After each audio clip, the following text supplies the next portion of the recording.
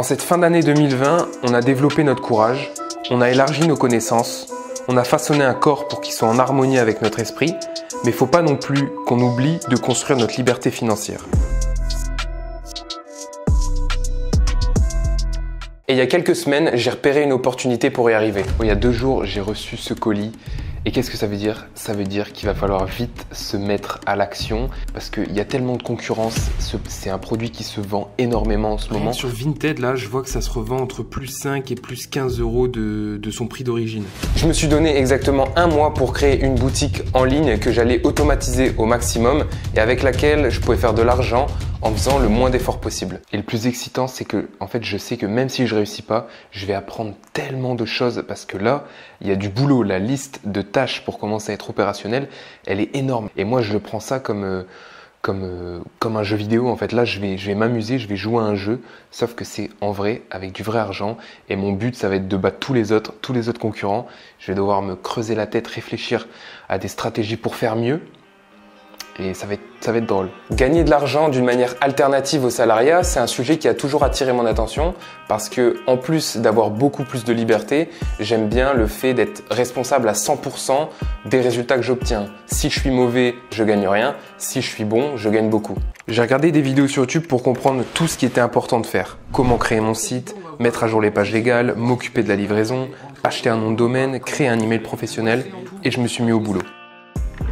Honnêtement, j'ai un peu peur parce que je vais investir de l'argent et du temps. En vrai, je prends un risque en fait, mais il faut que j'aille au bout. Parce que le pire truc finalement, ce serait pas que ça échoue, mais juste que je m'arrête en fait, je m'arrête trop tôt. J'étais pas obligé de le faire, mais j'ai investi 200 € pour avoir un site qui avait un minimum d'esthétique. Bon là, je viens de terminer la création du site, ça a mis un peu plus de temps que prévu. Et là, l'objectif, ce que je vais faire maintenant cet après-midi et ce soir, c'est de commencer à faire toutes les vidéos et tous les posts que je vais mettre sur les réseaux sociaux, sur Facebook, Twitter, Instagram et TikTok et YouTube aussi. Donc il y a pas mal de boulot, mais je vais essayer de terminer ça ce soir. Comme ça, là, j'aurai tout le reste de la semaine pour vraiment commencer à attaquer quoi. Ma stratégie du début, c'était de profiter du fait que j'avais les peluches avec moi pour prendre des photos et des vidéos en les mettant en situation et ensuite les poster sur les réseaux sociaux. Et à ma grande surprise, c'est avec TikTok que j'ai réussi à faire des ventes sans dépenser d'argent, pas en publicité, rien du tout. Mais j'ai décidé de tout arrêter. J'ai abandonné après avoir terminé la création de mon site et posté mes premières vidéos sur les réseaux sociaux. En fait, je me suis rendu compte que j'avais pas envie de faire ça me plaisait pas et j'étais pas prêt à m'investir autant dans quelque chose qui m'ennuie. La motivation qui m'a poussé à me lancer dans ce projet, elle n'était pas assez forte pour continuer. Cette motivation, c'était l'argent qui pouvait devenir de l'argent facile avec quand même beaucoup de travail au préalable pour automatiser la boutique et automatiser le processus. Mais je me suis dit, si je dois arrêter, autant m'arrêter le plus tôt possible pour pas m'embourber dans un projet que j'aime pas et dépenser encore plus de temps et d'argent dans quelque chose duquel je retire aucun plaisir. Mais 2-3 jours après, j'ai fait mes premières ventes. Bon là, je viens de me connecter sur mon site après 5 jours où j'ai vraiment absolument rien fait. Et qu'est-ce que je vois? Bah j'ai fait 2 ventes. Ici là, j'en ai vendu une aujourd'hui et hier dans l'après-midi, j'en ai vendu 3. Et donc j'ai réfléchi, je me disais, si je pousse le truc à fond sur TikTok, il y a quand même moyen de se faire pas mal d'argent. Mais je suis retombé sur la même conclusion, je vais pas continuer. En fait, c'était une corvée de faire tout ça, c'était une corvée de tourner les vidéos, de les monter, de les poster, de gérer le site. C'était toutes des choses que j'avais pas envie de faire réellement. Et même si le projet au niveau macro était intéressant, ce qui me refroidissait le plus, c'était le produit. En fait, ce produit, il pue la merde, ça a aucun sens. La personne qui achète ça va pas lui changer sa vie et moi en le vendant ça va pas non plus changer ma vie, il y a rien du tout qui va changer et tu peux pas être fier de construire cette chose ou de la vendre. Tu peux pas te coucher le soir et te dire ah bah tu vois j'ai réussi à faire avancer le monde un petit peu aujourd'hui parce que t'as vendu des merdes comme ça. Et même si sur le site il y a pas mon image, il y a pas ma tête, on peut pas savoir que c'est moi, avec ça il y a aucune des valeurs que je veux transmettre. Je veux pas ressembler à ça en fait, regarde sa grosse tête là. Il y a seulement 2 raisons pour lesquelles j'ai décidé de vendre ce produit. La première, c'est parce que tout le monde en parlait. La deuxième, c'est parce que ça se vendait déjà très bien. Et ça aurait pu être n'importe quelle autre chose, je l'aurais vendu. Et c'est ça le problème. Mais je fais quand même cette vidéo parce qu'on peut en retirer une morale qui m'a beaucoup guidé ces dernières années.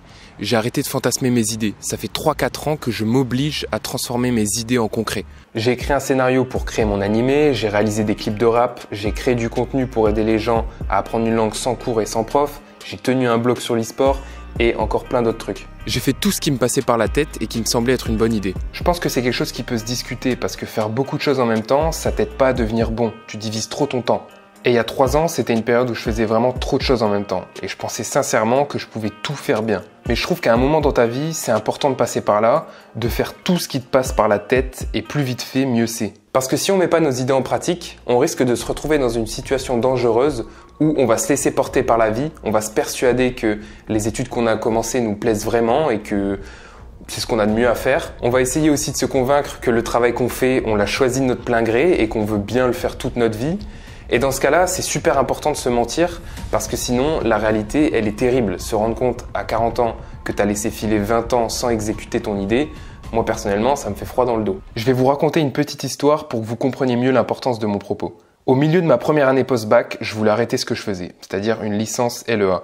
J'avais plusieurs pistes d'études qui m'intéressaient et je me disais pourquoi pas attendre la rentrée prochaine pour faire une école de graphisme ou une école dans la vidéo, dans le montage vidéo. Au lieu de fantasmer cette idée qui pouvait me plaire, j'ai pas attendu, je suis passé à l'action. Et je me suis retrouvé à faire des clips de rap pendant 1 an. C'était une super bonne expérience, mais c'est pas ce que je voulais faire toute ma vie. Et je me dis, imagine si t'avais gardé cette idée dans ta tête sans rien faire jusque tes 35 ans et commencé à 35 ans pour te rendre compte quelques temps après que finalement t'aimes pas ça. Où j'aurais pu aussi rater une vocation. Dans les pires scénarios, il y a celui où j'aurais pu attendre la rentrée prochaine pour m'inscrire dans une école de vidéo à 8 000 € l'année et me rendre compte aussi quelques mois après que c'est pas un truc qui me plaît vraiment, ou alors me convaincre que c'est fait pour moi, rester dans l'école parce que j'ai un crédit à rembourser maintenant. Et quand tu arrêtes de fantasmer tes idées et que tu passes à l'action, il y a quelque chose de magique qui s'opère.